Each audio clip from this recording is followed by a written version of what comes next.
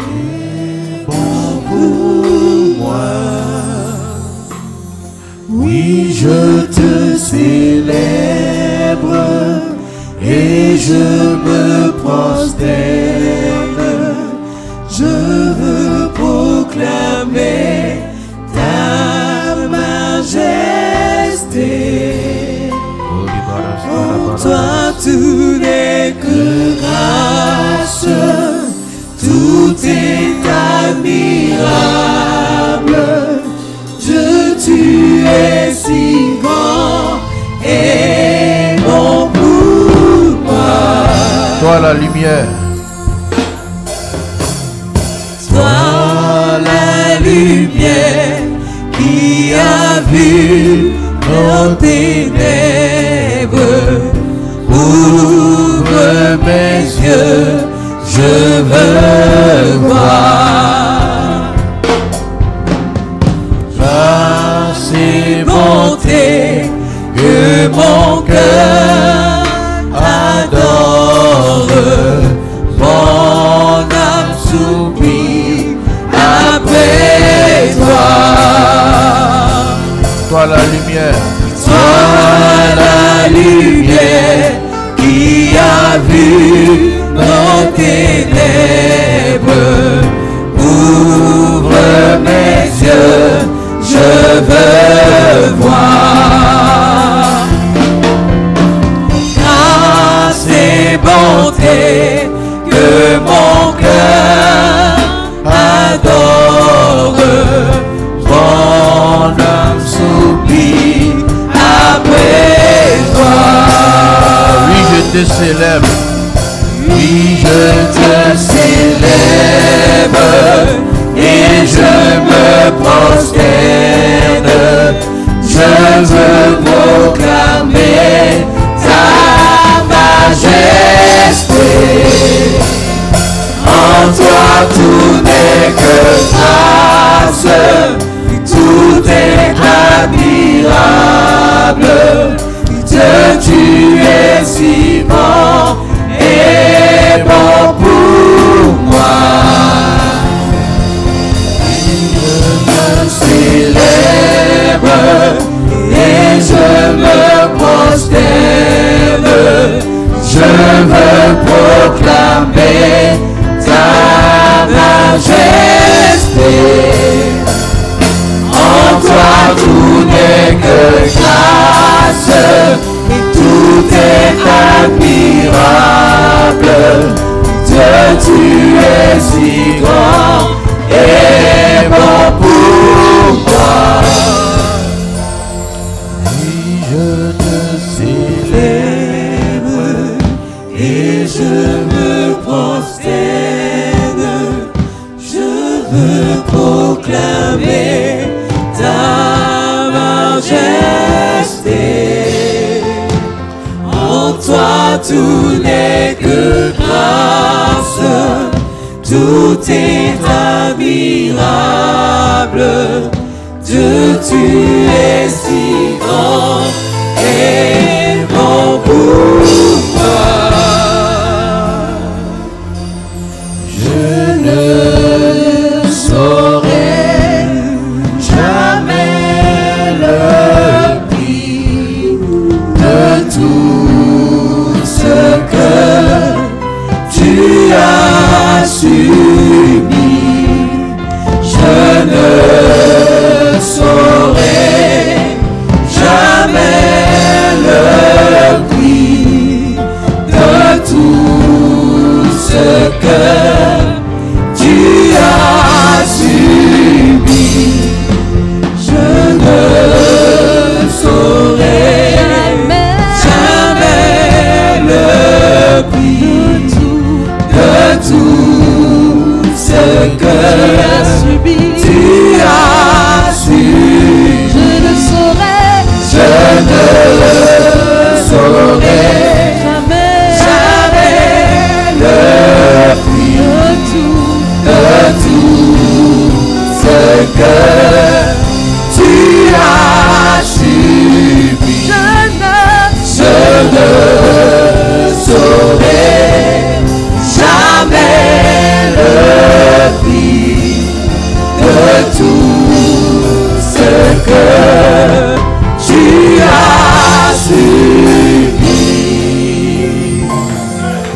barabaras karabarabaras Karabarabaras kur kidi wana wana ske. Karabarabaras kur kidi wana wana ske. Odi mana mara wana ske.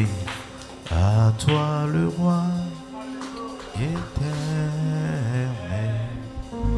À toi le roi immortel. À toi le roi invisible. À toi Dieu le seul sage. À toi Dieu le seul sage. À toi le roi. À toi le roi éternel. À toi le roi immortel. À toi le roi invisible. À toi Dieu le seul sage. À toi Dieu le seul sage. Oh, à toi le roi soit louange, honneur, louange et honneur et gloire. Oh, à toi le roi soit louange et honneur et gloire.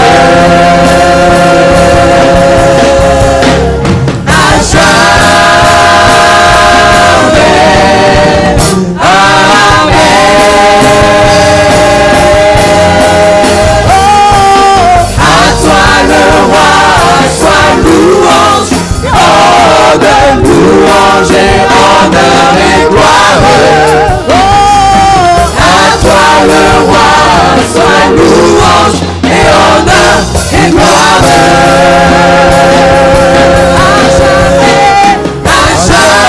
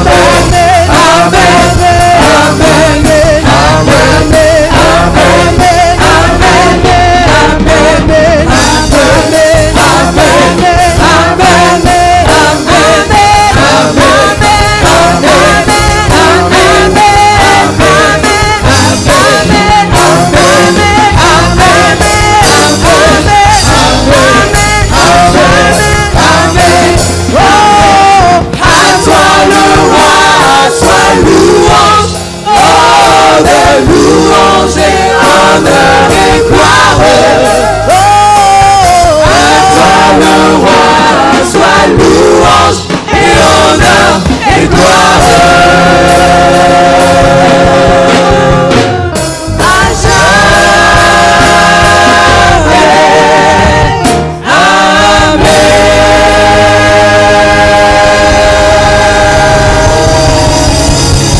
Alléluia. Gloire à Dieu. Alléluia. Soyons bénis dans la présence du Seigneur. On peut s'asseoir.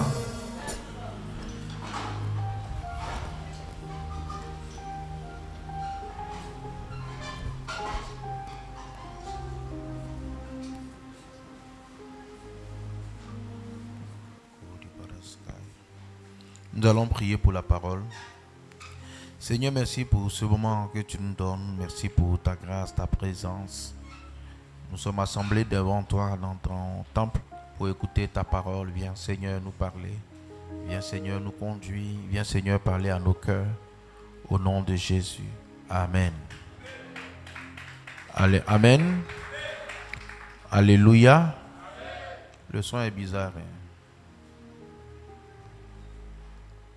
Nous allons parler ce soir de signes qui montre le progrès dans la prière. Amen. On va partir de Ésaïe chapitre 6.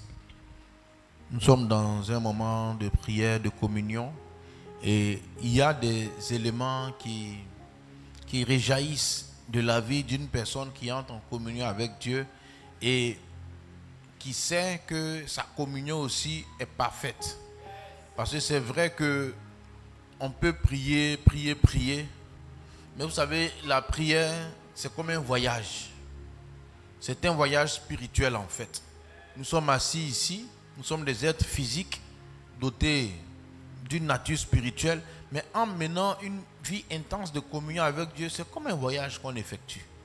Et en effectuant ce voyage-là, il est bon aussi de savoir quelles sont les étapes qu'on doit rencontrer, les différentes gares. Comme quand on prend le train, on traverse des gares, comme quand on prend le car pour aller à Abidjan en passant par la Côtière, bien en passant par Soubré, il y a des villes.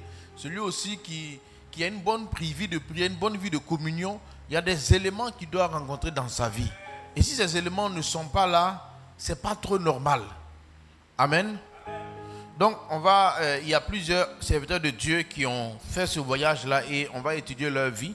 Et nous allons commencer par Ésaïe et nous allons aller au chapitre 6.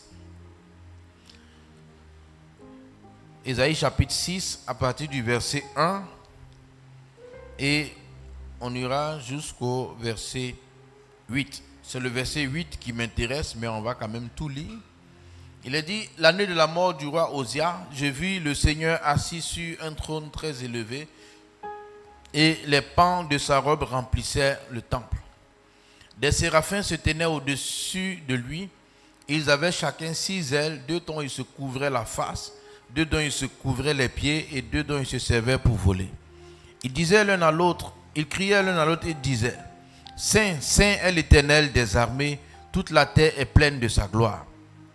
Les portes furent ébranlées dans leur fondement par la voix qui retentissait et la maison se remplit de fumée. Alors je dis, malheur à moi, je suis perdu, car je suis un homme dont les lèvres sont impures, j'habite au milieu d'un peuple dont les lèvres sont impures, et mes yeux ont vu le roi, l'Éternel des armées. Mais l'un des séraphins vola vers moi, tenant à la main une pierre ardente qu'il avait prise sur l'autel avec des pincettes. Il en toucha ma bouche et dit, ceci a touché tes lèvres, ton péché est enlevé, ton iniquité est enlevée et ton péché est expié. J'ai entendu la voix du Seigneur disant, qui enverrai-je et qui marchera pour nous? Je répondis, me voici, envoie-moi. Il me dit, va et dis à ce peuple, vous entendrez et vous ne comprendrez point, vous verrez et vous ne saisirez point. On peut déjà s'arrêter là. Mais ici, Ésaïe parle de ça, c'est un témoignage de sa vie. Il y a eu un événement compliqué, il y a eu la mort du roi Osias. Et Ésaïe est rentré dans une communion avec Dieu, dans un temps de prière. Et donc, pour lui, cet événement était marquant. Il dit l'année de la mort du roi Osias, il a vu le Seigneur, il a vu, il dit je vis, il a vu. Donc, il est entré dans la présence de Dieu. Et ça veut dire qu'il a passé un autre niveau dans sa communion avec Dieu. Et nous voyons que dans cette communion avec Dieu, il y a beaucoup d'éléments qui se sont passés dans sa vie. Toute personne qui commence à évoluer dans sa vie de communion, un des premiers éléments qui ressort dans la vie d'Ésaïe, c'est son acuité spirituelle. Il a dit, l'année de la mort du roi Osias, je vis le Seigneur sur un trône très élevé. Quand il dit il a vu, ce n'est pas ses yeux, c'est son sens spirituel. Donc quand je dis acuité, ne sois pas perturbé. Voilà, quand on dit acuité, parce qu'il y en a qui m'ont laissé déjà. Son acuité. Écoutez, tu dois apprendre quand même de nouveaux mots. Voilà. Quand on dit il a acuité, ça veut dire son acuité spirituelle, ça dit que ton sens aiguisé. Tu vois? Voilà. Donc, il devient plus spirituel, mais ses sens spirituels deviennent plus vivants, plus aiguisés. Et Ésaïe est entré dans la présence de Dieu et il a eu comme une vision. Mais lorsqu'il dit il a vu le Seigneur, ce n'est pas que le Seigneur est apparu là maintenant, le Seigneur était là, mais il n'avait pas connaissance. Et quelqu'un qui entre dans une communion vraie avec Dieu, son sens spirituel va se développer. Il va sentir des choses. Mais ici, il dit il a vu. Mais lorsqu'il dit il a vu, ce ne sont pas ses yeux physiques, ce sont les sens spirituels. Mais dans le spirituel, on peut dire on a vu. Parce que s'il dit il a vu, que tu cherches à voir comme avec tes yeux, tu ne verras rien. Mais lorsque tu entres dans une communion avec Dieu, tu peux voir des choses. Et c'est un signe qui montre que certains ont commencé à avancer dans leur vie spirituelle. Pasteur Karambiri disait que nous devons être conscients de la vie spirituelle. Il dit, un enfant qui naît dans une maison, il ne comprend pas, au départ il a des oreilles mais il n'entend pas très bien, il a des yeux mais il ne voit pas très bien. Mais quand même, quand ses oreilles fonctionnent, c'est qu'il entend ce que ses parents disent et il voit l'enfant au départ ne sait pas qu'est-ce qui est une chaise, un vélo, tout ça. Hein. Il voit des formes, même ses parents, il ne les reconnaît pas. Mais quand même, ses oreilles fonctionnent et il entend des bruits. Et nous avons des sens spirituels. Et quand quelqu'un commence à avoir une activité spirituelle, ses sens spirituels doivent pouvoir s'aiguiser. Si tes sens spirituels ne sont pas aiguisés, ce n'est pas normal. La vie chrétienne n'est pas une vie naturelle, c'est une vie spirituelle. Et tout chrétien doit pouvoir avoir ce développement des choses spirituelles. Je ne sais pas si ça t'arrive, mais attends-toi à ce que ça t'arrive. Je dis cela pourquoi? Pour ne pas que nous entrions dans la prière de manière profane. Vous savez, il y a la prière de manière religieuse et il y a la prière de manière spirituelle. J'étais dans l'islam, on priait de manière religieuse. Il y a des chrétiens qui prient, mais qui n'ont pas l'idée que quelque chose va se développer en eux. Ils viennent juste prier, parler, ils ont fini, ils partent. Au départ, oui, mais à un moment donné, il y a les sens spirituels qui doivent s'aiguiser. C'est normal. Et ensuite, il dit, il a vu Dieu. Il était conscient, il dit des séraphins volaient.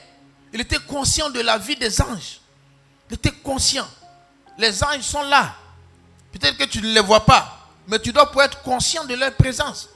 Alléluia. Il dit, j'ai vu des séraphins qui volaient. Ils avaient 6 ailes.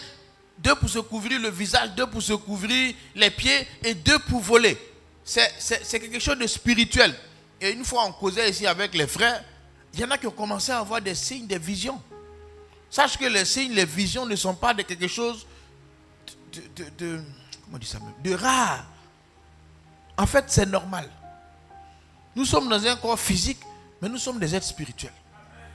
Et donc, attends-toi, et je m'attends à ce que tu viennes me dire ce que tu as vu. Alléluia. Oui, Esaïe a vu. Il ne s'attendait pas à voir, mais il est entré dans quelque chose. Alléluia. Et maintenant, il dit quoi? Il criait l'un à l'autre, Saint, Saint, Saint. Vous savez, quand quelqu'un développe une vie de communion, il y a un désir de sainteté qui grandit dans sa vie.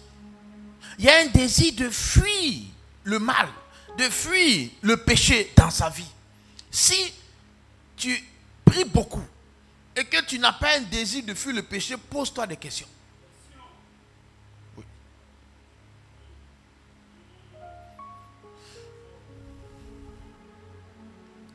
Si après avoir prié, tu as envie de faire des choses bizarres, je ne sais pas. Dis à ton voisin, on ne sait pas, mais c'est ça. Tu sais, quand on quitte San Pedro pour aller à Abidjan en passant par la côtière, on croise Gabiadji. Tu ne peux pas croiser, comment ça s'appelle? Non, pas où ça même, sur la route de Soubré là. Ah non, c'est vrai, attends. En passant par la côtière, tu croises Pomme Brimé, Moussa Dougou, Sassandra. Tu ne peux pas croiser Gabiadji. Non, ni Meyagi. Parce que tu as pris la route d'Abidjan par la côtière. Lorsque tu entres dans une communion avec Dieu, tu ne peux pas dire que toi, tu as envie de faire ce qui est bizarre. Non. C'est la route qu'on prend, on trouve. Esaïe dit, les anges disaient Saint, Saint, Saint. La sainteté. La sainteté. La sainteté. Il y a un désir je ne sais pas, c'est petit à petit, chacun à son niveau, mais un peu plus qu'hier. Un peu plus que hier. Un peu plus que hier. Ça dit aujourd'hui un peu plus que hier. Chacun progresse. On n'a pas tous le même niveau de sainteté, de consécration, mais c'est normal. Et si tu pries beaucoup, que tu n'arrives pas à te sanctifier, il y a souci. Il y a souci. Parce que le développement de l'être spirituel amène ça. Et il dit maintenant, je dis malheur à moi. Car je suis un homme dont les lèvres sont impures, j'habite au milieu d'un peuple dont les lèvres sont impures et mes yeux ont vu le roi. Vous savez, quand on commence à s'approcher de Dieu, il y a une plus grande conscience de nos faiblesses. Avant Ésaïe 1, 2, 3, 4, 5, il jugeait les gens. Il disait malheur aux buveurs, malheur à ceux qui achètent ceci, malheur à ceux qui disent cela. Ésaïe 6, lorsqu'il croise Dieu, il dit malheur à moi. Vous savez, lorsqu'on s'approche de Dieu, on ne juge plus. Tu vas voir que tu vas plus, tu peux pas, c'est pas normal, c'est pas juger. Il est bon, il n'est pas bon, il a fait ceci, il n'a pas fait ceci. Non. Il dit malheur à moi. Il n'est plus en train de regarder les autres, mais il commence à regarder à l'intérieur de son cœur. Quand tu commences à avoir une bonne vie spirituelle, tu juges moins les autres. Mais tu es plus en train de regarder si ta vie est conforme à ce que Dieu veut. Si ça arrive, ça ne veut pas dire que tu as augmenté de péché. Non. Ça veut dire que tu es sur le bon chemin. Ça veut dire que ces choses étaient là auparavant, mais ça ne te disait rien. Ésaïe n'avait pas dit malheur à lui, il voyait le problème sur les autres. Mais quand il a commencé à s'approcher de Dieu, il s'est regardé lui-même. Il dit, oh, qui suis-je? Où suis-je? Qu'est-ce que je dis? Je suis un homme dont les lèvres sont impures. Qu'est-ce que je dis? Plus on s'approche de Dieu dans une communion, plus on est conscient de ce qu'on dit. Quand il dit conscient, il dit, maman, ça m'arrive. Il y a des fois, tu n'as même plus envie de parler. Pourquoi? Parce que quand tu commences à être spirituel, tu te rends compte que quand tu parles, tu dis beaucoup de bêtises. Je ne sais pas si ça t'arrive. Hein? Mais il y a des fois, moi, quand il finit de parler, je dis, mais pourquoi j'ai parlé? Et quand quelqu'un commence à être spirituel, il parle moins. Si tu vois que tu commences à parler moins, c'est bon signe. Tu commences que tu n'es plus trop... Tu sais, tu n'es plus... Tu sais, avant, ça partait quoi. Maintenant, ça veut partir, mais ça ne va pas. Tu comprends? Et quand tu parles un peu, tu dis 2 choses, 3 choses, il y a une voix qui te dit, mais qu'est-ce que tu as dit? Est-ce que tu n'as pas blessé cette personne? Est-ce que tu n'as pas frustré celui-là? Est-ce que tu n'as pas été comme ça? Et puis tu dis, oh, Seigneur, pardon. Ça ne veut pas dire que tu as rétrogradé, ça veut dire que tu es en train d'évoluer. C'est un signe. Et au fur et à mesure, on parle de moins en moins. Ce n'est pas qu'on est fâché avec quelqu'un, mais on ne voit pas la nécessité de parler. C'est pour ça qu'un homme spirituel n'est pas un bavard. Et un bavard a très peu de chandelles spirituelles. Les bavards, ceux qui animent les causeries dans les lieux publics. Il y a des gens, quand ils sont assis là, ils gèrent la parole. Il y a 6 personnes autour de 8 personnes. Il parle à un, il parle à l'autre, on pose une question, il répond, on répond, il pose. Ça veut dire que lui seul, il distribue, on dirait un journaliste. Non. Plus tu pries, moins ça va t'arriver. Et quand tu vas aller te livrer comme ça en parole, quand tu vas revenir, tu vas dire malheur à moi. En tout cas, moi, ça m'arrive. Ça fait que maintenant, je n'ai même... Bon, pas que je ne suis pas fâché avec quelqu'un, mais je n'ai pas trop envie de parler. Mais quand tu es calme, c'est mieux. Quand tu parles là, parce que Jacques a dit que la langue, c'est un feu, personne ne peut maîtriser la langue. La langue est très, très, très, très difficile à maîtriser. Tu peux avoir des bonnes intentions, mais il suffit que tu sois dans un milieu, ça sort. Et puis après, tu dis, oh, qu'est-ce que j'ai dit? Mais quand tu commences à livrer tes lèvres au Seigneur, dans une vie de prière, dans une vie de communion, c'est comme si le Seigneur maintenant commence à dominer, à prendre le contrôle de ce que tu dis. Et il t'oriente maintenant. Quand tu dis ça, il dit, mais pourquoi tu as dit ça? Quand tu parles comme ça, il dit, pourquoi tu as dit comme ça? Je ne sais pas si ça t'arrive. Mais je te montre le chemin. On est arrivé à Gabiadi. Maintenant, Gabiadi, Moussa Dougou. C'est ça, non? Non, pas Gabiadi. Pont-Brimé. Pont-Brimé, Monogaga. Monogaga, on rentre ici. Moussa Dougou. Avant ça, il y a... Il y a quoi? Canton Dougou. Moussa Dougou. Après Moussa Dougou, Kwamekro. On est arrivé à Kwamekro. C'est un chemin. Attends-toi. Tu veux maîtriser ta bouche. Sois un homme de prière. Tu veux maîtriser tes propres paroles. Sois une femme de prière. Tu veux arrêter de parler ça et là. Livre ta bouche au Seigneur. En livrant ta bouche au Seigneur, tu vas voir que ce qui va sortir, ce ne sont plus des paroles vaines, mais des paroles vivantes. Des paroles qui produisent la vie. Parce que la Bible dit que la vie et la mort sont au pouvoir de la bouche, de la langue. Et celui qui sait l'utiliser va bénéficier de tout ce qui est, va en manger les fruits. Celui qui sait en bénéficier. Et donc quand le Seigneur prend le contrôle de la bouche de quelqu'un, ça ouvre des potentialités immenses. Parce que je me suis rendu compte que beaucoup de choses qui nous arrivent, bien souvent, c'est consécutif à des choses qu'on a dites. Souvent, hein? C'est-à-dire qu'il y a des fois, on a dit des choses comme ça. Quand tu parles sans réfléchir, là, tu bavades. Quand tu bavades, chacun, c'est comme les... Bon, excusez-moi, mais quand les crapauds croissent, il y a un qui fait quoi, l'autre doit faire quoi aussi. Tu vois?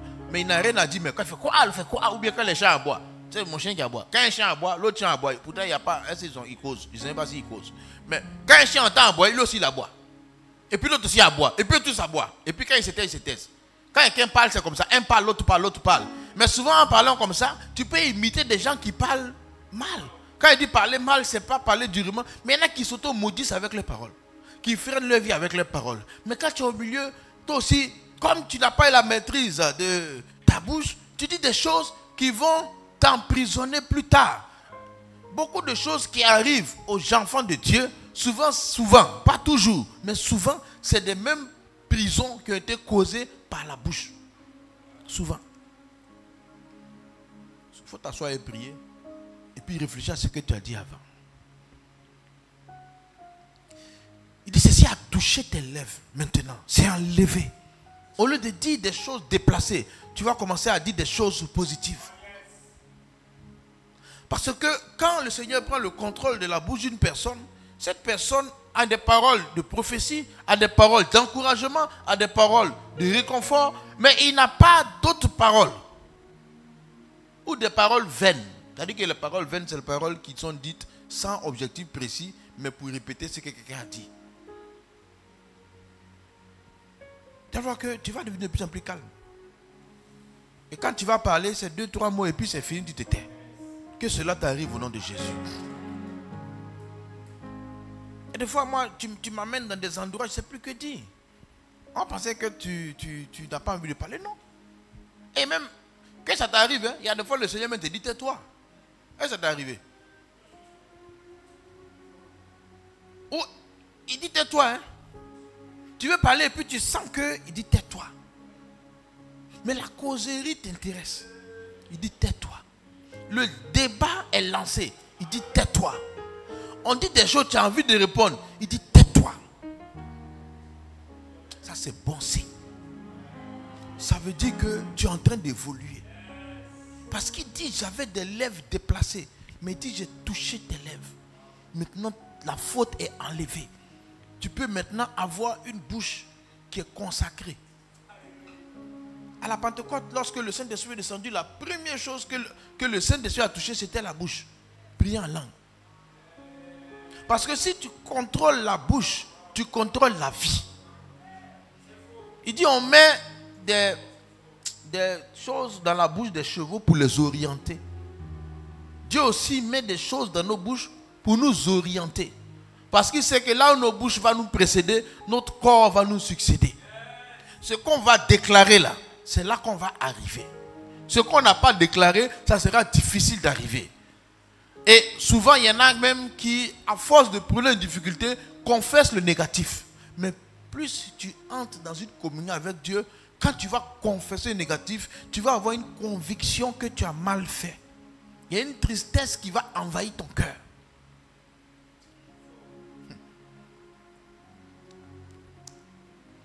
Il dit, il a touché. Et il dit, ton péché, ton iniquité est enlevée, ton péché est expié. Lorsque on avance dans la communion avec Dieu, on va éprouver une plus grande paix. Jésus a dit, je vous laisse ma paix. Vous allez voir que les problèmes ne vont pas diminuer. Mais la paix vis-à-vis des problèmes sera beaucoup plus grande. Tu ne vas pas comprendre même. Tu vas dire, mais habituellement, je suis agité. Habituellement, je panique. Et puis tu es en paix. Tu vas même penser que tu as un souci. Tu n'as pas de souci. Ça veut dire que tu es arrivé maintenant à Sassandra. Tu t'en vas.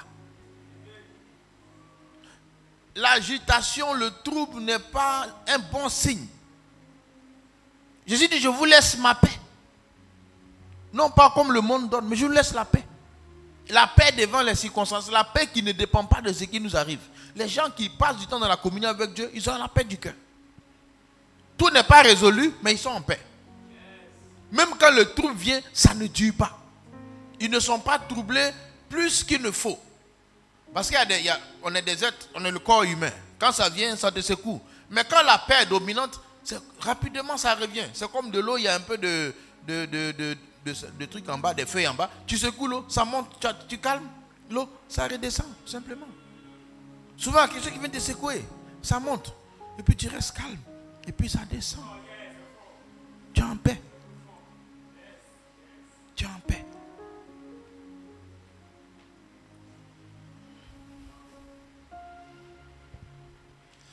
La communion avec Dieu amène une plus grande assurance. Une plus grande assurance.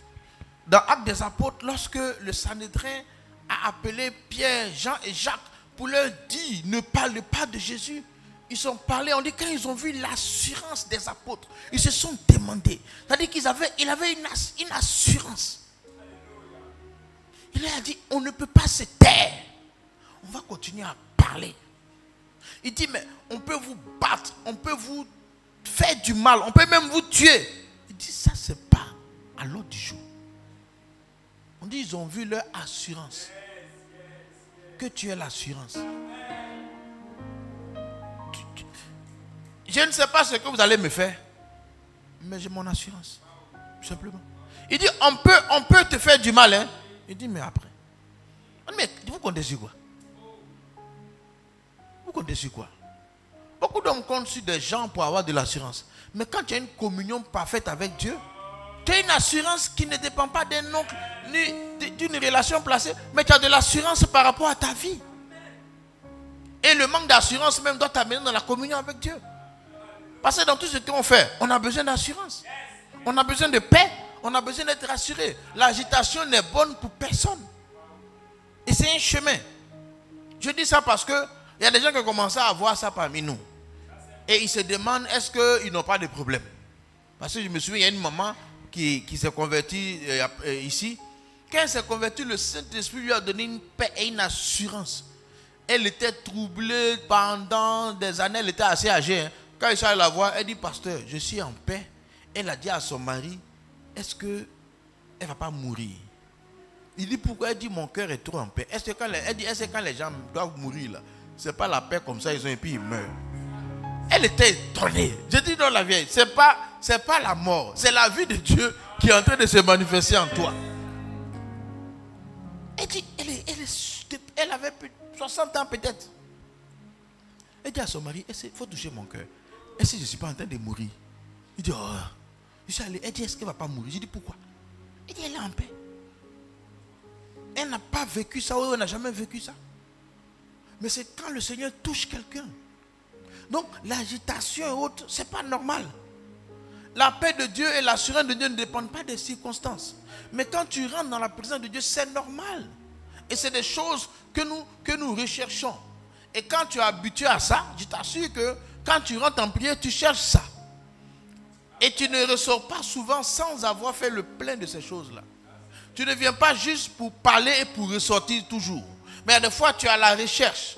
Parce que quand le Seigneur nous remplit de paix, d'assurance, de sainteté et toutes ces choses-là, ce qu'il faut savoir, c'est que quand nous vivons, c'est comme les piles, la batterie d'un téléphone qui se décharge. C'est pour ça que la prière et la communion doivent être réguliers.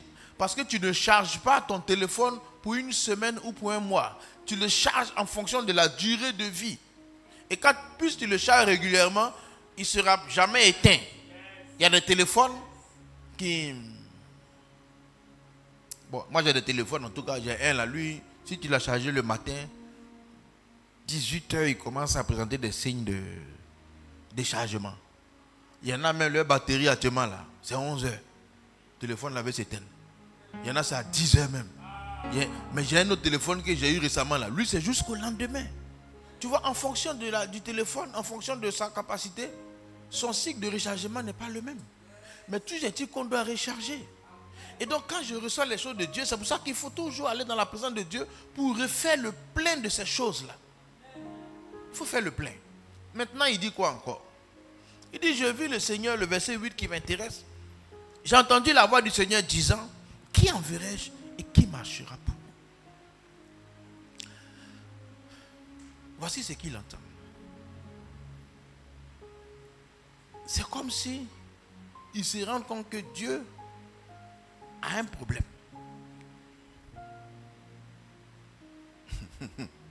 Que Dieu a un problème. Vous savez, souvent quand on rentre dans la présence de Dieu, on vient pour obtenir. Mais à des niveaux, tu rentres dans la présence de Dieu, tu vois que Dieu a des besoins.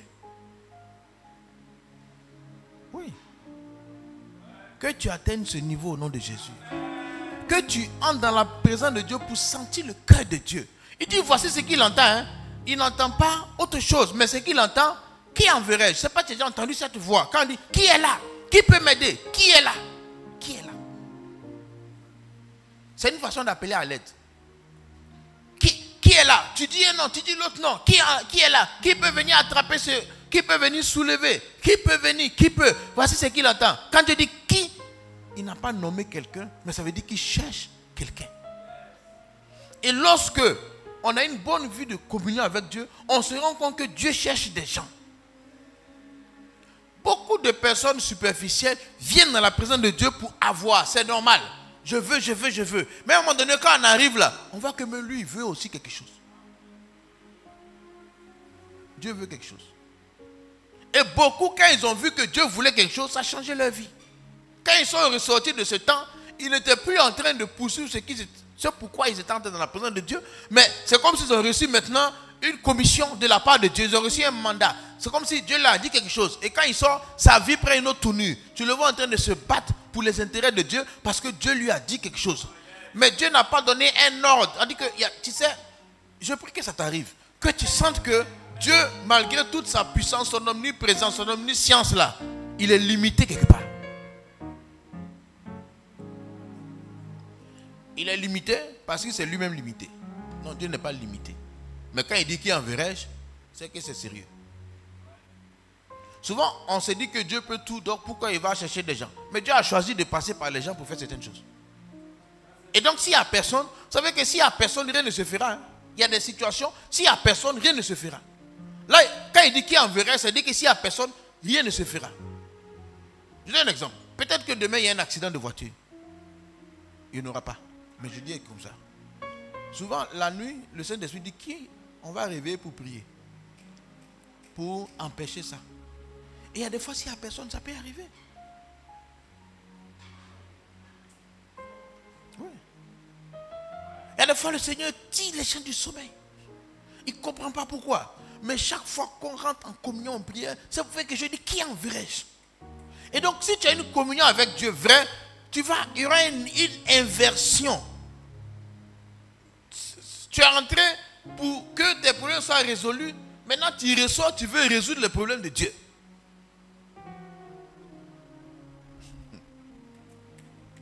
Je ne sais pas si on se comprend.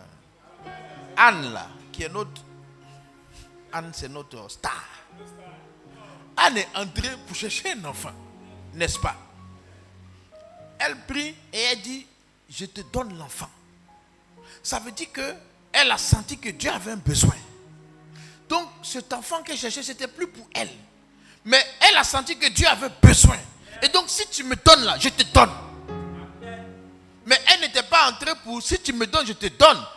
Elle était entrée, si tu me donnes, je vais aller, ce que toute femme normale fait. Va avec son enfant, vit avec son enfant, élève son enfant, éduque son enfant. Mais si tu me donnes, je te le redonne. Pourquoi? Parce qu'elle a senti que Dieu avait un besoin. Et ma prière, c'est que dans ton temps de communion, tu arrives à ce niveau. Parce que je t'assure que c'est là que la vraie vie chrétienne commence. La vie chrétienne sérieuse commence quand le chrétien se rend compte que Dieu a un besoin. Il dit, venez à moi, vous qui êtes chargés, fatigués, je vous donnerai le repos, mais prenez mon joug et recevez mes instructions. Mon joug, Dieu dit, prenez mon joug. Mon joug, c'est mon fardeau. Dieu a des fardeaux, Dieu a un fardeau, Dieu a des choses qu'il veut faire. Il cherche des gens à qui il va confier cette tâche-là. Comme l'homme, naturellement, ne le fait pas, l'homme ne comprend pas, parce qu'on se dit que Dieu peut tout. Effectivement, il peut tout, mais il s'est auto-limité. Pourquoi il l'a fait, moi je ne sais pas. Mais c'est ce qu'on a constaté. Ou bien tu ne sais pas que Dieu s'est auto-limité. Ah, si tu ne sais pas, je t'apprends. Hein? Dieu s'est auto-limité. Je ne sais pas comment t'expliquer ça. Hein? Il peut tout faire, mais il y a des choses qu'il a dit, il ne fait pas. Oui, il peut tout. C'est comme, je ne sais pas, le propriétaire d'une équipe de football, par exemple. C'est le président du club. Mais quand il recrute un entraîneur, là, bon, il y a des présidents qui entraînent le club. Mais très souvent, le président reste président et il embauche un entraîneur. Ça veut dire une fois qu'il embauche l'entraîneur, il se limite. C'est l'entraîneur qui fait le classement du match. Tu vois, non? Si l'entraîneur n'a pas envie de faire entrer un joueur, c'est le président qui achète les joueurs. Mais c'est l'entraîneur qui classe. Et donc, s'il n'est pas content, il change d'entraîneur en fait. Mais il ne peut pas venir dire à l'entraîneur, place cette liste de joueurs, parce que si ton patron, ça ne marche pas comme ça. Il lui a délégué un pouvoir et il est obligé de se soumettre à cette délégation. Dieu aussi a délégué des choses et Dieu ne viole pas sa propre parole. Si Dieu viole sa propre parole, il devient injuste. Mais Dieu n'est pas injuste. C'est qu'il a dit là. Lui-même, il respecte ça. Dieu ne peut pas dire, et puis lui-même dit, bon, comme c'est moi, je ne respecte pas. C'est vrai que souvent, nous les hommes, on fait ça. Mais Dieu ne fait pas ça. Oui, souvent, nous les hommes, on dit aux gens de faire, mais on ne fait pas. Mais Dieu, s'il dit de faire, il est le premier à respecter. Donc, Dieu s'est auto-limité. Il y a plein de choses qu'il ne peut pas faire. Mais il veut que ça se fasse. Dieu a choisi que lui ne peut pas descendre pour prêcher l'évangile à quelqu'un. Ça, il ne peut pas le faire. Et des fois, on pense qu'un ange va descendre pour évangéliser. Non. Même quand l'ange allait voir Corneille, il dit à Corneille, va chercher Pierre. Moi, je ne peux pas. Je sais ce que Dieu veut, mais je n'ai pas été mandaté pour cela. Va chercher Pierre. Lui, il va venir te dire ce que tu dois entendre. Mais pourquoi l'ange n'est pas venu dire à Corneille, Jésus est mort à la croix pour toi. Jésus a payé le prix pour toi. Corneille, accepte Jésus, tu seras sauvé. Pourquoi l'ange n'a pas dit ça à Corneille? L'ange aussi est limité. Maintenant, si l'ange n'a pas dit, pourquoi Dieu même n'est pas descendu pour dire à Corneille directement?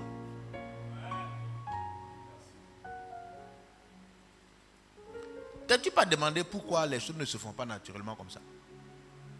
Mais parce qu'il y a une limitation. Je peux que tu comprennes. Hein? Je peux que tu comprennes. Mais quand tu entres, tu sens le cœur de Dieu. Et c'est ainsi que des gens qui ont senti le cœur de Dieu ont décidé de se donner entièrement. Ont décidé de se consacrer entièrement. Quand ils sont entrés dans la présence, ils sont ressortis avec quelque chose. C'est ainsi que des gens ont décidé de se donner entièrement pour servir Dieu. Ils ont décidé de se donner entièrement pour se livrer à plein temps. Pour dire, Seigneur, je me donne à toi, je vais te servir, que j'ai à manger ou non. Il s'en va comme ça. Aujourd'hui, on a besoin de telles personnes. Parce qu'aujourd'hui, on a trop de chrétiens qui calculent. Dieu veut envoyer beaucoup, mais on calcule trop. Trop.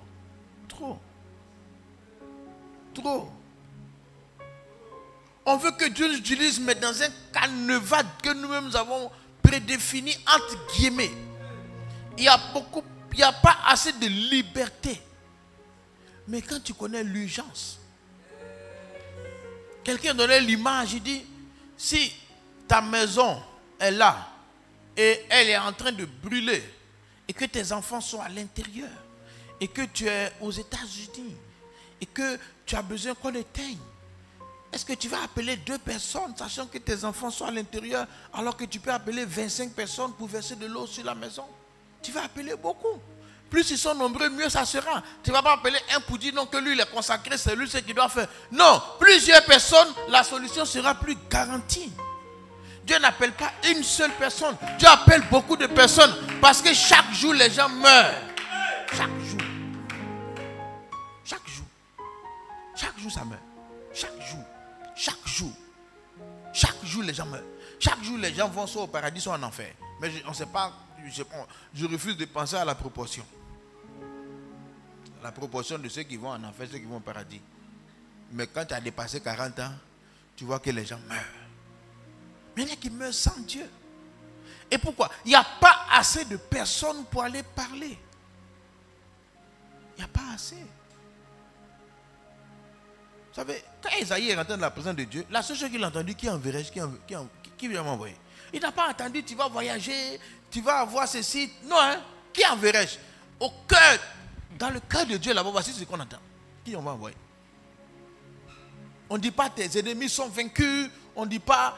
Non, qui enverrai-je? Voici ce qu'il entend. Quand il est monté, il a dépassé les anges. Il entend, qui enverrai-je? Tu sais, c'est comme la dame qui est dans sa maison qui soupire. Son enfant, le petit, dit, oh, qui va le sauver? Mais, et puis un passant vient, il entend. Il dit, madame, tu dis quoi? Il dit, j'ai mon enfant à l'hôpital. Qui va le sauver? Il dit, ok, c'est quel hôpital? J'y vais. Tu comprends? Mais quand elle a dit qui va le sauver, elle ne sait pas qui passe dans la rue. Elle veut qu'il y ait quelqu'un de sensible qui comprenne sa détresse et qui décide de laisser peut-être ce qu'il est en train de faire pour aller sauver. C'est la même chose de qui enverrai-je là. Parce que quand Esaïe a entendu qui enverrai-je, en fait, c'était pas Dieu ne parlait pas à Esaïe. Non. Esaïe a entendu seulement qui enverrai-je. Sinon Dieu n'a pas dit Esaïe, viens t'envoyer. Non. Il a entendu qui enverrai-je. Donc, tous ceux qui arrivent à monter dans cette dimension entendent cette voix. Moi, je l'ai entendu en 1998. Qui enverrai-je? C'est pour ça que quand je me suis donné à Jésus, l'option de servir Dieu n'a jamais été sur la balance. J'étais sûr que j'allais servir Dieu. Parce que j'ai senti qui enverrai-je. Et c'est-à-dire qui enverrai d'abord comment? Parce que moi-même, j'étais tellement dans les problèmes, tellement poursuivi en rêve, tellement malheureux, tellement misérable. Quand Jésus m'a sauvé, je dis mais il doit y avoir des centaines de personnes qui vivaient le même problème que moi.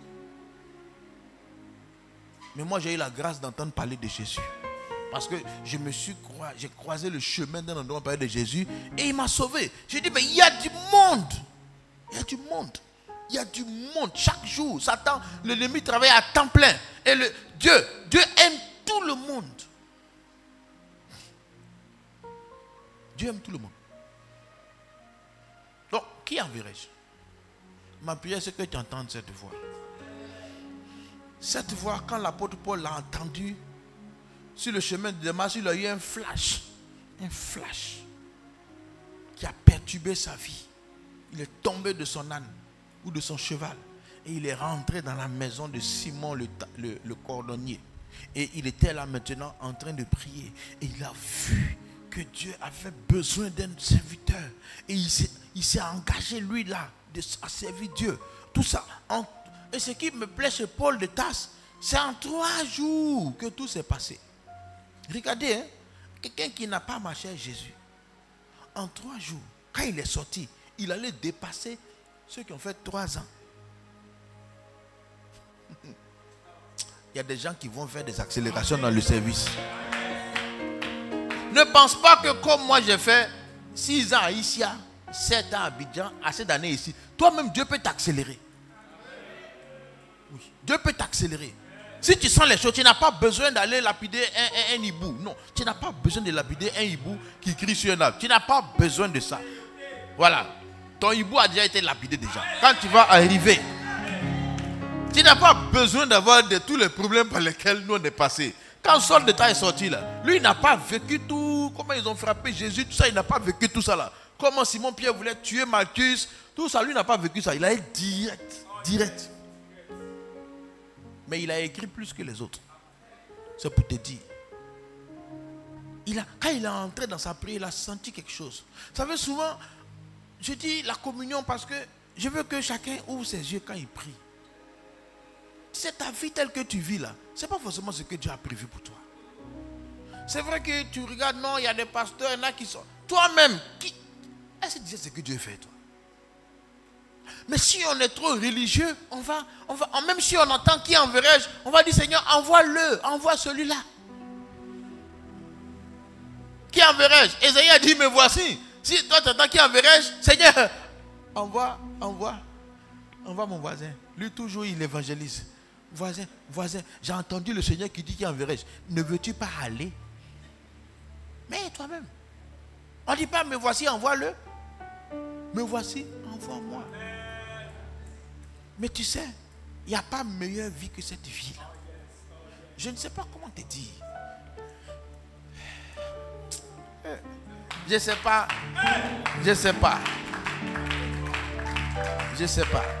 Hein.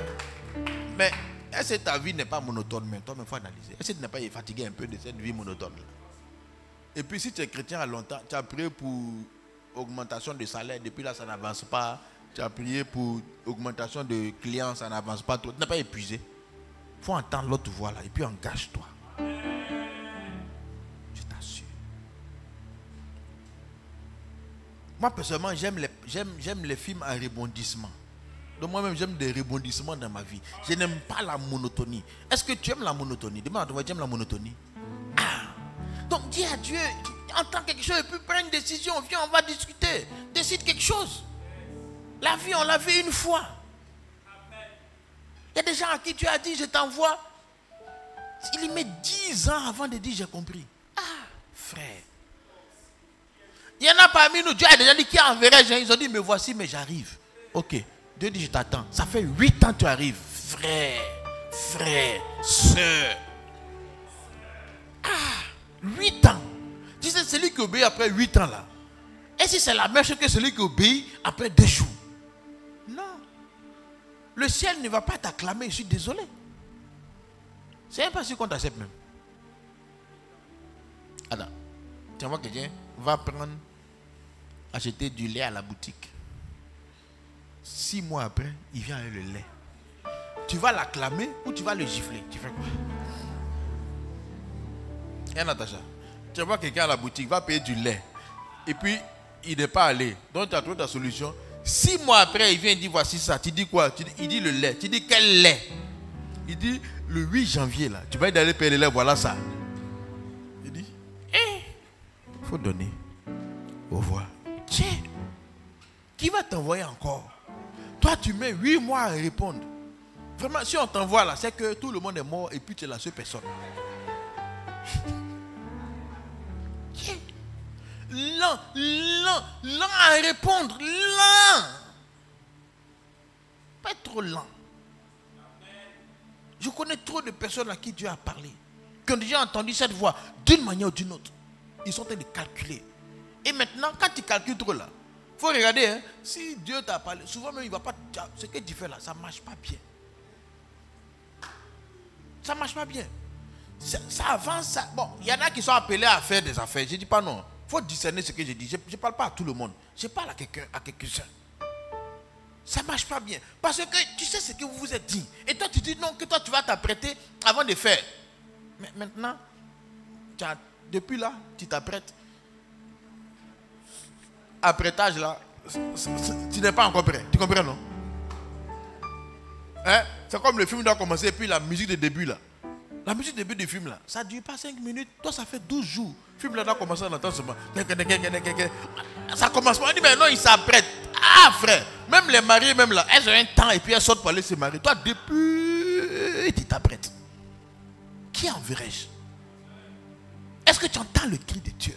C'est quand je lis ça, je dis, mais c'est comme si Dieu a un problème. Dieu a une détresse, honnêtement. Les théologiens m'ont dit non. Mais écoute, quand il dit qui enverrai-je, c'est le cri de quelqu'un qui est désespéré. qui n'a plus personne. Ou qui a envoyé tous ceux qu'il connaît. Mais il voit qu'il y a beaucoup d'hommes qui sont là. Souvent quand on est à la maison, il y a des gens au salon. Qui est là? Qui va venir m'aider? Tu comprends? Tu sais que tous ceux qui sont là peuvent faire, mais tu ne sais pas c'est qui. Il y a quelqu'un qui veut venir m'aider, il y a quelqu'un qui dit oui, c'est moi, tu sais qui, c'est moi qui viens m'aider. C'est comme ça. Qui enverrai-je? Donc il parle à toute l'église. Qui enverrai-je? Il parle à toi, il parle à moi, il parle à quelqu'un, il parle à chacun de nous. Maintenant, Isaïe dit, mais voici, quand quelqu'un entre en communion, il va entendre ça. Il va entendre ça. Il va entendre le cri de Dieu. Il va entendre le cœur de Dieu. Il va entendre ce désir. Et quand il ressort, il a cette envie maintenant d'être un agent de changement pour le royaume de Dieu. Il va commencer à s'intéresser à ce qui intéresse le Seigneur. Vous savez, on prie pour que chacun s'en sorte. Hein. Mais je dis la vérité. La meilleure solution pour s'en sortir, c'est de prendre la position. Pas ici, là. Là. Oui. La meilleure place dans l'église, c'est ici. Là, c'est en attendant. Donc, je n'ai pas dit que tu es mal assis. Tu es bien assis. Ou bien, toi, tu étais assis ici. Maintenant, tu es de l'autre côté. Est-ce que c'est la même chose? La vie d'avant et la vie de maintenant. Est-ce que tu as entendu nous voir comme ça qu'il a d'aller servir Dieu? Je t'ai envoyé comme ça. Il dit va s'ouvrir. Et puis c'est fini. Mais est-ce que si tu devais refaire, tu allais choisir quoi?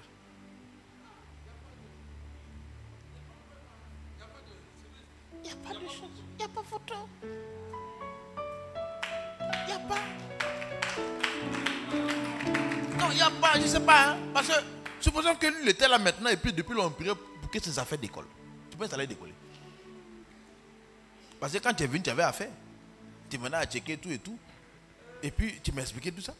Mais si moi maintenant j'étais là pour dire non, on va faire action prophétique, on va tailler les démons qui bloquent la checker et tout et tout. On allait finir quand? S'en sortiront quand?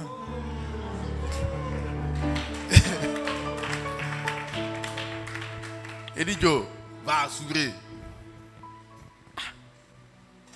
Ta vie doit avancer. Je veux que tu t'ouvres à des possibilités. Ne sois pas figé. Ne pense pas que les dés sont jetés, que ton histoire est déjà écrite. Ne pense pas que la direction que tu as prise là, c'est la seule direction que tu peux prendre dans ta vie. Crois que les choses peuvent changer. Laisse maintenant Dieu t'orienter. Mais ne sois pas trop bloqué. Ne regarde pas les autres pour dire ça c'est les autres et c'est moi. Non, il n'y a pas quelqu'un qui est né avec une direction et puis Dieu a bloqué d'autres. Il dit qui enverrai-je? Vous savez, servir Dieu, en vérité, c'est même pas un appel, c'est un choix. Ouais. Josué a dit, choisissez qui vous voulez servir. Moi et ma maison là, nous on va servir Dieu. C'est un choix. Maintenant, il y a les appels, l'appel de pasteur, l'appel d'apôtre, l'appel de prophète. Mais servir Dieu, c'est un choix. C'est quelqu'un qui a entendu quelque chose. Jésus a dit aux gens, écoutez, vous adorez les fétiches, arrêtez. Choisissez que vous allez servir au Dieu. C'est qui est sûr? Moi et ma maison là, nous on va servir Dieu. C'est un choix. Tous ceux qui servent Dieu, ils ont choisi. C'est une décision. Prends une décision. Souvent, j'ai envie de dire à des gens que je vois, je dis écoute, prends une décision, on ne sait pas quand on va mourir. Donc, il faut essayer tout quand même sur la terre. Tu as essayé ça, essaie autre. Toi, si tu as essayé, c'est comme tu as mis sauce graine toute ta vie, tu ne vas pas essayer de manger frites, poulet frites. Toi, tu es trop traditionnel, du riz sauce graine, du riz sauce graine. On dit, ah, il faut essayer, tu ne peux pas. Toi-même, il faut essayer un peu autre chose. Donc, depuis là, tu fais commerce, essaie autre chose, je ne sais pas, essaie. Il faut essayer. Qui a dit que tu vas finir dedans? Pourquoi toi-même tu finis dedans? Et puis je te donne une raison. Si c'est que tu fais, tu n'es pas trop à l'aise, et c'est autre chose. Ouais. Attends, est-ce que tu es obligé de souffrir? Est-ce que tu es obligé d'être triste chaque jour? Tu vois, tu es coincé. On a bloqué ta respiration. Tu respires mais pas trop. Tu ne meurs pas mais tu ne respires pas bien. Ça c'est quoi ça? Tu comprends non? C'est-à-dire qu'on ne veut pas te tuer mais on ne veut pas que tu vives. On a serré ton cou un peu seulement. Jusqu'à quand? Jusqu'à quand? Dis voisin, jusqu'à quand? Attends. On était en 2013, on est en 2023. Attendez. Il y en a, on est ici depuis 2030, 2023. Toi, il faut voir. 10 ans se sont passés. Oh. On se va dans 10 ans encore. Tu n'as pas essayé autre chose? Dis à voisin, tu n'as pas essayé autre chose? Tu n'as pas essayé de répondre à l'appel du Seigneur? Tu n'as pas essayé, Seigneur, me voici, envoie-moi. Tu n'as pas dit, Seigneur, comment je peux faire maintenant? À qui je peux parler? À qui je peux parler? Qu'est-ce que je peux faire? Il va dire, va parler, va dire à celui-là. Là, quand quelqu'un se lève le matin, il réfléchit aux intérêts de Dieu. Et l'intérêt de Dieu, c'est est-ce que les brebis sont nourries? Il dit, Simon Pierre, est-ce que tu m'aimes? Il dit, oui. Il dit, va t'occuper de mes brebis. Le cœur de Dieu, c'est que les brebis soient nourries. Vous savez, chacun qui se lève le matin, il pense à sa nourriture de midi, à sa nourriture du soir. C'est pas mauvais. Mais est-ce que ton cœur pense aux autres? Est-ce qu'il y a quelqu'un à qui tu penses chaque matin? Est-ce qu'il a prié? Est-ce qu'il y a quelqu'un à qui tu penses chaque matin? Est-ce qu'il a lu sa Bible? Est-ce que devant telle tentation, il a pu s'en sortir? Est-ce qu'il y a quelqu'un à qui tu penses? Parce que quand il dit qui enverrai-je, ce n'est pas partout. Ce n'est pas vous devenir. Dieu n'envoie pas les gens pour être businessman d'abord. Il dit si tu m'aimes, paie mes brebis. Il n'a pas dit aussi 25 choses à Pierre. Il dit tu m'aimes, il dit ok, occupe-toi des gens. Donc quand il dit qui enverrai-je, qui marchera, c'est des gens qui vont paître, qui se lèvent, qui pensent aux autres. Et qui pensent aux autres malgré que leurs problèmes ne sont pas finis. Parce qu'il ne s'agit pas de laisser... Je n'ai pas dit à quelqu'un de laisser son travail. Hein? Non. Ça commence pas par laisser son travail. Ça commence par s'occuper des autres. Maintenant, si c'est nécessaire, Dieu va te dire laisse ton travail. Ou tu vas le sentir. Mais si tu n'as pas commencé à t'occuper des autres, il ne faut pas laisser ton travail, pardon. Tu vas t'ennuyer. Et puis les autres vont t'énerver même. Par exemple, les autres qui disent s'occuper de là, ce n'est pas à faire. Mais c'est parce qu'on sait que Dieu est dedans, on est dedans. Tu comprends, non? Sinon, ce n'est pas à faire. Bon, c'est à faire, mais si tu comprends, c'est pas que quand tu vas, ils vont dire Alléluia, Dieu t'a envoyé, viens. Non, le gars qui vient, il ferme la porte. Il dit, je ne suis pas là. Tu dis, mais tu as dit que tu n'es pas là. Tu parles, il dit que je ne suis pas là. Tu n'as pas fait tout doudou. The person are trying to reach is not available. Tu dis, mais Dieu m'a dit de te suivre. Il dit, moi, je ne veux pas que tu me suives. Mais tu veux le poursuivre parce que Dieu t'a dit, tu comprends? Si tu n'as pas eu un cœur, tu ne peux pas faire ça. Mais en même temps, quand les gens font ça, ils ne sont pas malheureux. Tu penses que quand on va suivre une âme et puis ils nous parlent mal là, on est triste? Non, on est content. C'est bizarre, mais c'est comme ça. Ils ont frappé les apôtres, ils étaient heureux d'avoir été chicotés. Nous sommes la seule race de personnes qui sont contents d'avoir des problèmes. Nous sommes la seule race heureux d'avoir été chicotés, heureux d'avoir été battus. Si la com peut trouver ce passage-là, c'est bon. Nous, on n'est pas des kamikazes, mais on est bizarre. On est bizarre. On est content là où les autres pleurent. Nous, on ne cherche pas à gagner, on cherche à perdre. Parce que j'ai déjà dit que celui qui perd va gagner. Mais celui qui veut gagner va perdre. Donc, on n'est pas des chercheurs, on est des perdeurs. Mais quand on perd, on gagne. Tu comprends? Donc, quand on veut nous arracher, on donne. Dieu m'a arraché le respect, prends. Dieu va me donner pour moi. Dieu m'a arraché quelque chose, prends. Prends même, prends vite. Dieu va me donner pour moi. Il n'y a pas de souci. On ne cherche pas à se faire respecter. On cherche à faire ce que Dieu dit. Et c'est ainsi qu'on avance comme ça. On dit, oh, le pasteur, il est arrivé, il a mal parlé au pasteur. Mais le pasteur n'est pas dérangé, parle-moi mal. Celui qui m'envoie.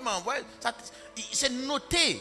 C'est noté. De toute façon, il y a la CNPS qui note les accidents de travail là. Il y a la CNPS du ciel aussi qui note les accidents de travail spirituel. Quand on va qu'on nous parle, c'est noté là-bas. Il y a per diem, il y a rémunération pour une insulte, pour un téléphone qui n'a pas été décroché. Il y a indemnité de non-décrochage de téléphone. Indemnité de toquer à la porte qui n'ont pas répondu. Indemnité de regards bizarres. On est indemnisé pour tout. Et ces indemnités sont plus élevées que les autres. Donc quand tu nous regardes mal, on dit ok, ça va aller. Le compte sera fourni. Le ciel, le comptable du ciel nous suit en même temps. On dit tu as noté, non, on dit ok, il faut noter. Il m'a mal parlé. Jésus m'a envoyé, il m'a mal parlé. Note ici, ok. On avance encore. Il m'a giflé. Écrit ici, on m'a giflé. Ok. Gifle bien. Ok. Écrit. Il a giflé 2 fois. Ah. Heureux d'avoir été chicoté. Heureux d'avoir souffert. Paul dit, ma vie n'est pas utile. Le plus important, je dois accomplir ce que Jésus m'a dit. Il partait, la prophétie dit, celui à qui appartient cette ceinture-là, ils vont le lier à Jérusalem, ils vont le mélangé. Attends, je vais vous montrer ça. Et puis les gens ont pleuré pour dire, Paul, ne va pas. Il dit, hey. Qu'est-ce qu'il y a? Vous avez quel problème? Laissez-moi en paix. Je vais aller. Ce n'est pas Al-Qaïda. Il y a une CNPS qui note. Donc lui, il doit aller. Et à la fin, il dit, j'ai achevé. J'ai achevé. Donc je vous donne les deux passages là, quand même. J'avais dit quoi même? Et les disciples étaient... Bon, André Lacombe n'a pas trouvé cette avis. C'est-à-dire que eux, c'est toujours... Dieu va vous bénir, ils connaissent. On dit de trouver maintenant où on veut chicoter les gens. Ah ok, et raison, vous avez trouvé.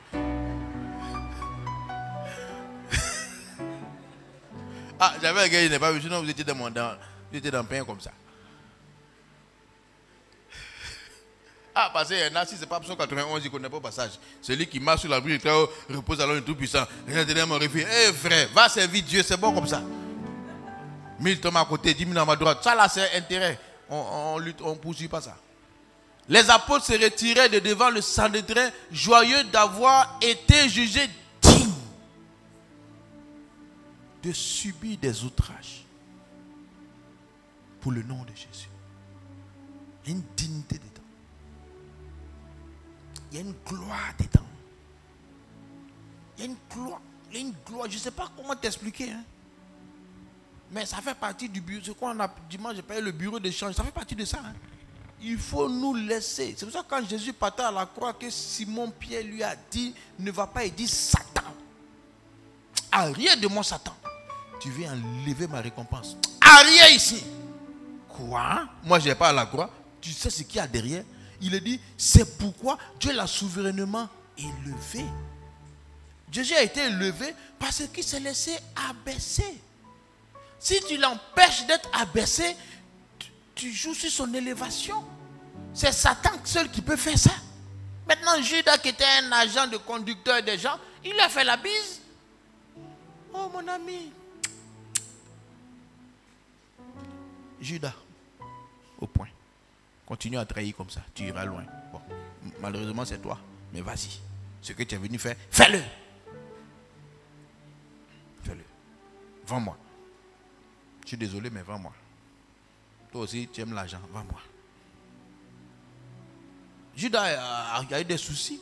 Mais c'est normal. Regarde comment il s'est opposé. Il dit, arrière de moi, Satan. Ça, c'est ce que Pierre dit là. Qu'est-ce qui est méchant? Mais en fait, il veut enlever l'essence. Alléluia.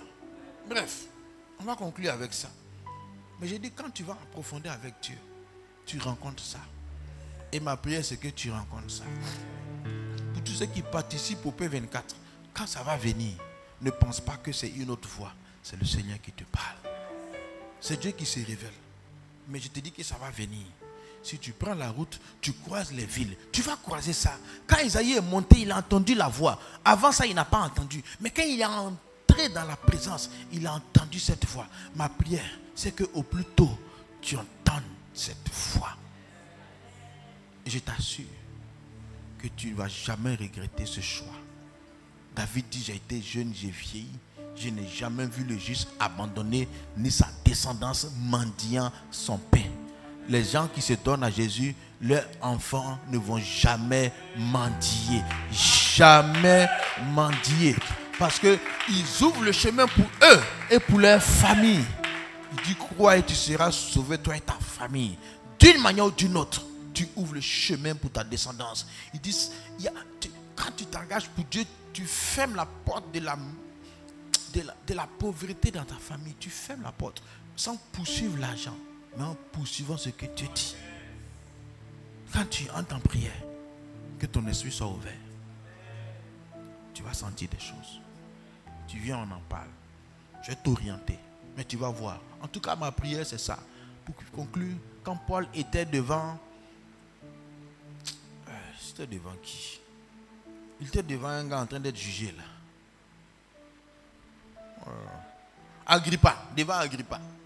Et puis Paul a parlé à Agrippa. Agrippa dit, oh, tu veux me convaincre d'être un chrétien?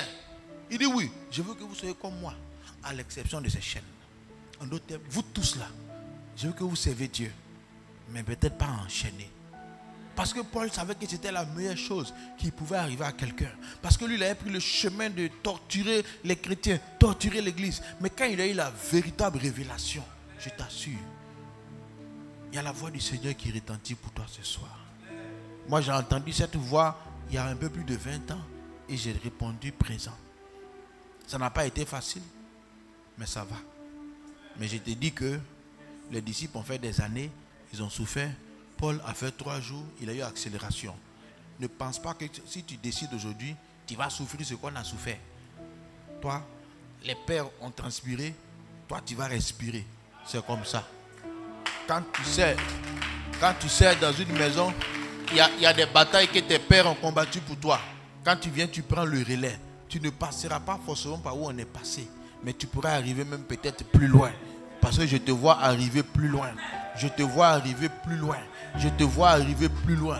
Je te vois être utilisé par Dieu puissamment. Je te vois être utilisé par Dieu puissamment. Je vois le ciel qui se mobilise autour de toi. Je vois les anges qui viennent te parler, qui viennent te remplir ton cœur, remplir ta bouche, qui viennent te renouveler d'onction, qui viennent te renouveler de grâce. Je vois le Seigneur qui te montre que ta vie n'est pas aussi simple que tu le penses. Que cette monotonie, c'est pour te dire que tu peux faire autre chose. Tu peux faire autre chose. Tu n'es pas obligé de finir tel que tu as commencé. Tu peux choisir. Et c'est un choix. Le service de Dieu est un choix. C'est un choix. C'est un choix. C'est un choix. Josué a dit, j'ai choisi de servir. Choisis. Choisis et tu vas entendre. Tu vas sentir les choses. Et tu vas faire une percée pour toi et ta maison. Une percée pour toi et ta maison. Moi et ma maison, nous servirons l'Éternel. Moi et ma maison, nous servirons l'Éternel. Je n'ai jamais vu le juste abandonner ni sa descendance mendiant son pain. Tu vas garantir le chemin de ta descendance au nom puissant de Jésus. Tu vas garantir le chemin de ta descendance au nom puissant de Jésus. Entre dans sa présence et entends la voix du Seigneur. Le Seigneur a véritablement des besoins. Le Seigneur a véritablement des besoins. Il dit, qui enverrai-je? Ça veut dire que c'est ouvert pour tout le monde. C'est ouvert pour tout le monde. Parle à Dieu. Parle à Dieu.